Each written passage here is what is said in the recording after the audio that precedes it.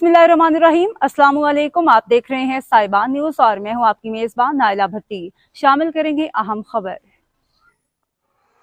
रुख करते हैं सियालकोट का, जहां आज असिस्टेंट कमिश्नर सियालकोट सफदर शबीर ने कहा है कि हुकूमत पंजाब तालीमी इदारों की बेहतरी के लिए फलाही तंजीमों और कम्युनिटी की शराकत से दिन रात कोशां हैं। उन्होंने ये बात government girls high school Kanpur की सैलाब और शदीद बारिशों के बायस मुनहदिम होने वाली बैरूनी दीवार की दोबारा तामीर की तकमील पर मुनक्किदा तकरीब से खिताब करते हुए कही। उन्होंने NGO हेल्पिंग हैंड्स ऑर्गेनाइजेशन और सियालकोट की बिजनेस कम्युनिटी के किरदार को सराहते हुए कहा कि जिले इंतजामिया आइंदा भी ऐसे मस्बत और फलाही इकदाम में मुकम्मल मुआवनत फराहम करती रहेगी।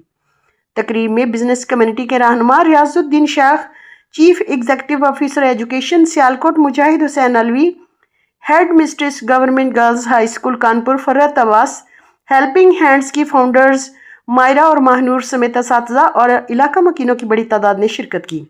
इस मौका पर असिस्टेंट कमिश्नर सियालकोट सफदर शबीर रियाजुद्दीन शेख और CEO एजुकेशन ने तामीर शुदा दीवार का इफ्तिताह किया। रियाजुद्दीन शेख ने कहा कि सियालकोट की बिजनेस कम्युनिटी तालीमी इदारों की बेहतरी के लिए हेल्पिंग हैंड्स ऑर्गेनाइजेशन के साथ हर मुमकिन ताउन जारी रखेगी। उन्होंने तालिबात के तहफ़्फ़ुज़ और बेहतर तालीमी माहौल के लिए इस इक़दाम को काबिल तहसीन करार दिया। Chief executive officer education Sialkot Mujahid Hussain Alvi ने स्कूल के मजमूई तालीमी माहौल, नज़्म व ज़ब्त और इंतज़ामी कारकर्दगी को सराहते हुए हेड टीचर को तारीफ़ी सर्टिफिकेट्स देने का ऐलान किया और कहा कि तालीमी इदारों में सहूलियात की फराहमी और हिफाजती इक़दाम को मज़ीद बेहतर बनाया जाएगा।